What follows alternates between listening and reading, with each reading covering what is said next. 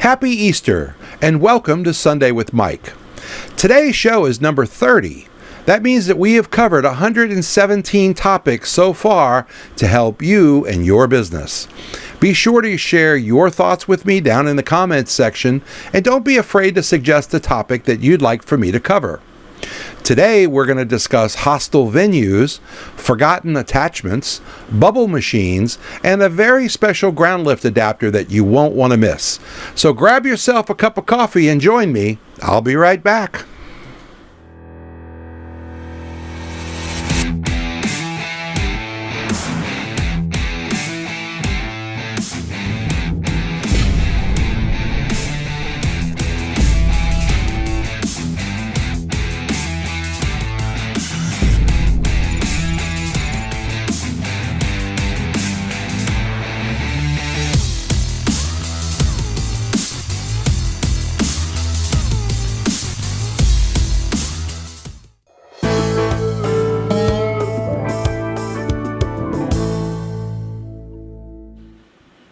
Today I wanted to talk about working in a hostile venue. I've never really understood why some of them are so hostile. I've spent a great deal of time analyzing and thinking about this. I've tried to have discussions with them to understand what makes them this way. And many times it's because they have a certain DJ that they like and you are not that person. Did you do anything wrong? Of course not. But they are so set in their ways that any change to their routine is an issue for them. Unfortunately, we get the ugly end of what should have been a great working relationship. Other times, it's because they like being in charge, and now all of a sudden, there's an outside coordinator in charge of the event. They are like a spoiled child rebelling against everyone that doesn't work there, and this includes you, Mr. DJ. Sometimes they're just having a bad day and taking it out on everyone. The absolute worst offenders are the ones whose families own the venue, and they are somehow entitled and above the rest of us who work for a living. I always try my best to get in and out of a venue without any issues and without anybody getting hurt, but every once in a while things happen that are beyond your control. I recently had such an experience at a venue. The event was a wedding, and they were upset because the bride hired our company to coordinate the reception. We also provided monogram and DJ services. The manager of this venue started in on the bride 2 days before the wedding, telling her that our master plan would not work and that she should know this because, after all, she's been doing this since dirt was invented. Needless to say, the bride was upset, and I got a text at 10:30 p.m. on a Thursday night asking me to contact her as soon as possible. I called her right away and we discussed what happened. I reassured her that all was well, and if she wanted to make any changes, it wasn't too late. She slept on it and the next day confirmed that she didn't want to change anything. So naturally, when I arrived at the venue, I've got a target on my back because we didn't do it the way the venue wanted us to. The manager tried to make a big deal out of everything. It was so disappointing when the event was over and I attempted to have a civil conversation with her to explain things. Nothing doing. So having a smile on my face and being super respectful still did not win the day for me. But I do have a very happy bride and groom. Sometimes you can't make unhappy people happy, but I'll keep trying. DJ Event Planner will change the way you manage and run your business. Streamline all of your procedures and software into one easy-to-manage system. DJ Event Planner, the ultimate online planning tool.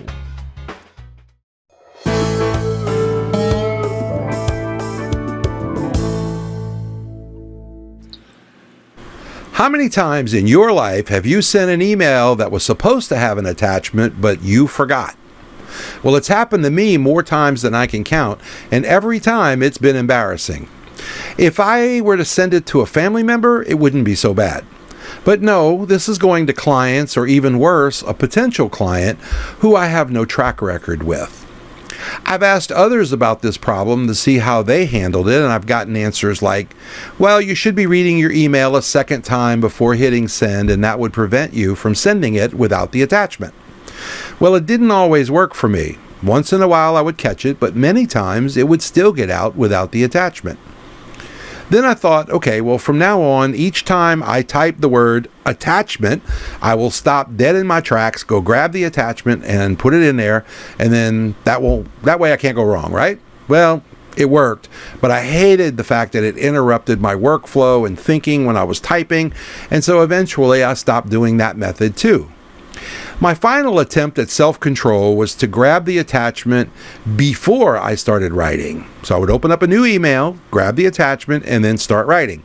This worked the best of everything that I tried, but it still wasn't foolproof. I can't speak for you, but I absolutely hate having to send a second email explaining and admitting that I couldn't remember to send the attachment. So sure, I tried to be funny and make cute little topics like the subject would be oops and that kind of stuff, but it's still embarrassing and it's still unprofessional. So I decided to admit my shortcomings and look for a better solution.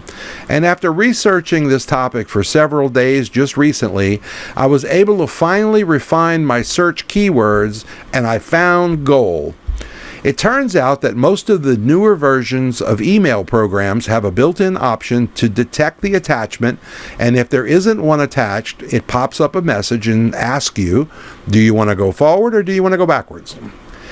I have an older version of Office, and there isn't any option to detect this on the version that I have.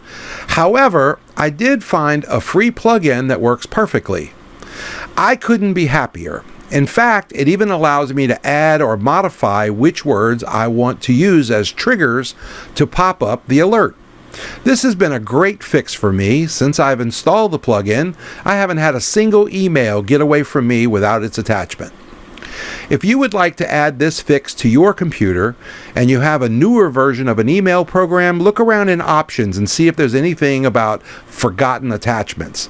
If not, then search the internet and don't spend days looking for it like I did. Type in the name of your email program, like Outlook, and then the word forgotten attachment. That will reduce the search criteria, because if you just do the word attachment like I did, you're going to be lost on the web for days. I'll be right back.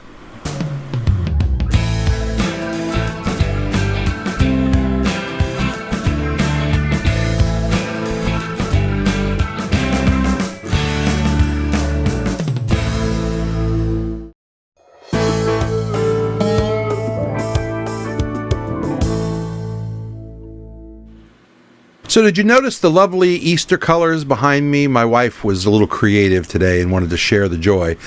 And I'm not sure if Easter is just a United States holiday or if everybody celebrates Easter. So wherever you are, chime in. If you're outside the U.S., chime in on the comments and let me know. Do you celebrate Easter or not? I don't know. We'll use it as a little poll question. So not too long ago, I found myself needing to deal with a bubble machine. I had a couple who had borrowed a bubble machine from a friend to use at their wedding, and somehow I became in charge of this machine. I'm still not really sure how that happened, other than just always trying to help people, and I hate for couples to have to stress over stuff at their wedding. So they dropped off the machine prior to the wedding, and I was checking it out, and there was a bottle of bubble fluid in a plastic bin with the machine, but there was such a small amount that was left in the container, there was no way that this would be enough fluid for a 60-second run. The sticker on the bottle told me that it was purchased at a local store, and the whole bottle was $10.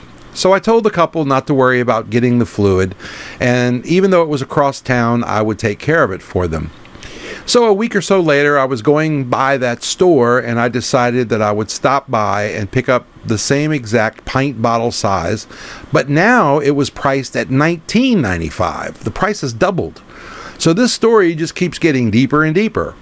I'm sorry, but I'm not going to spend $20 on bubble fluid for a 60-second run at a wedding departure line outside, nor am I going to call the client and discuss it. There just absolutely had to be a better option.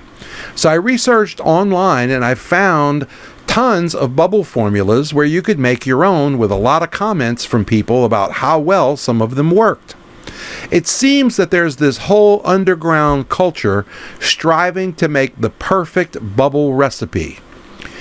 One of the comments that I read was discussing using kids' bubbles from the dollar store. The machine that I had a plastic trough where the fluid was poured into and a plastic wheel that spun around. So if everything is plastic, I really can't damage anything by trying out some different recipes. So I went to the dollar store and I purchased 4 bottles of the kids' bubbles. Total cost was less than $5 with tax, and even if it failed, my grandkids were going to have a great time with the leftovers. I came home and I tested the commercial fluid against the kids' bubbles. I was absolutely blown away.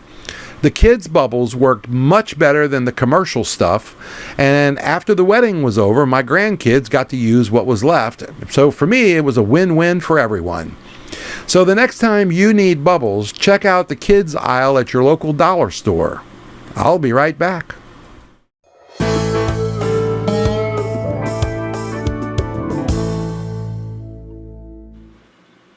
Back in February, we talked about ways to make your sound system sound better and some ways to reduce hums and other noises in your speakers. One of the most effective ways that I've ever used to eliminate hums and buzzes is to use what's called an IL-19. It's a special ground lift adapter, and these are sold by many of the big name audio companies and a lot of the parts houses. This device is an XLR tube with some magic inside. If you place it in line with your input that's causing the noise, the matching transformer inside gives you a clean signal on the output side without having to lift the electrical ground pin on the AC of the device. The process going on inside isn't all that complicated, but it does go beyond the scope of our show. Just know that this is the industry's leading solution to input noise issues. Another method that works on the same principle but is a bit more common to find and use is called a DI box. It stands for direct input. These devices usually have a ground lift input. Many times they will also have a ground switch that you can use to toggle, and you will hear a very distinct difference between the two positions. The main disadvantage to this system is that the boxes are larger and that you usually will need to switch between quarter-inch inputs and XLR outputs, whereas the IL-19 option is a simple inline XLR fix, as long as you're using all XLRs, of course. Consider both options and maybe even consider getting one of each and try them out the next time you have a hum or a buzz in your system and see which one you like the best. I'll be right back to wrap things up.